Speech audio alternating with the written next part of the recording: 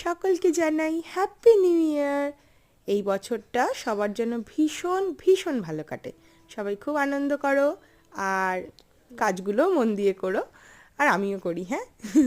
So ঠিক আছে, আজকের যে মিনি ব্লগটা এনেছি সেটা হলো আমার 1 জানুয়ারি, যেটা হলো আমি গিয়েছিলাম মায়াপুরে। তো হঠাৎ করেই প্ল্যান করে চলে যাই মায়াপুরে, আর ভোরের ট্রেনেই আমরা মায়াপুরের উদ্দেশ্যে রওনা দিই। আর বাপরে বাপ, ট্রেনে যে এত ভিড় হবে আমি ভাবিনি। মানে ঠেলা ধাক্কা হচ্ছে না ঠিকই, বাট পুরো ট্রেন ফুল। আর বিশ্বাস করবেন না, প্রায় অধিকাংশই আসছে এই মায়াপুরে। তো এক মুহূর্তের জন্য তো আমি একটু ভয়ই পেয়ে গিয়েছিলাম যে তার মানে কি মায়াপুরে প্রবল ভিড় হবে, তো কি করব আর কি। যাই হোক, ট্রেন থেকে আমরা উঠি টোটোতে, এবং টোটো থেকে নেমে আমরা আসি হুলোর ঘাট, যেখান থেকে আমরা একটা ছোট্ট নদী পার করে আর হাঁটতে হাঁটতে অবশেষে চলে আসি মায়াপুর। আর এখানে কি যে ভিড়, তিল ধারণের জায়গা নেই বলে না, সেই অবস্থা। তবে হ্যাঁ, যেহেতু স্পেসটাও অনেকখানি বড়, তাই সেইভাবে ওই যে বললাম, ঠেলা ধাক্কা খেতে হয়নি, মেলার মতো লাগছিল।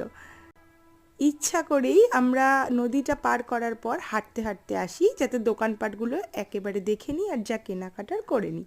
তো টুকটাক এদিক ওদিক দেখি, খাওয়া দাওয়া করি, ভাপা পিঠে খাই এবং খেতে খেতে মন্দিরের উদ্দেশ্যে হাঁটা লাগাই।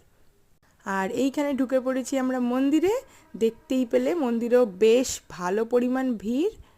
তো নতুন মন্দিরটা, যেখানে কিনা এন্ট্রি ফ্রি ছিল 200 টাকা, তার উপর ছিল লম্বা লাইন।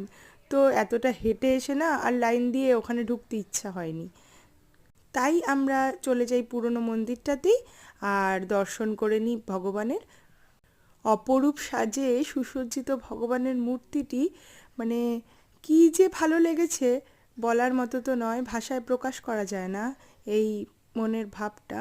তো যাই হোক, ভগবানের কাছে প্রার্থনা করি ভগবান সকলের মঙ্গল করুন। আর ভগবান দর্শন করে আমরা চলে যাই খেতে। তো এখান থেকে আমরা প্রসাদ পাই। তো অসম্ভব সুস্বাদু ছিল প্রতিটি খাওয়ার। আর খাবার খাওয়ার পরেও আমরা বেশ কিছুক্ষণ এদিক ওদিকে ঘুরি, তারপর একটু রেস্ট নিই, আর ট্রেনের টাইম দেখে আমরা বেরানোর সিদ্ধান্ত নিই।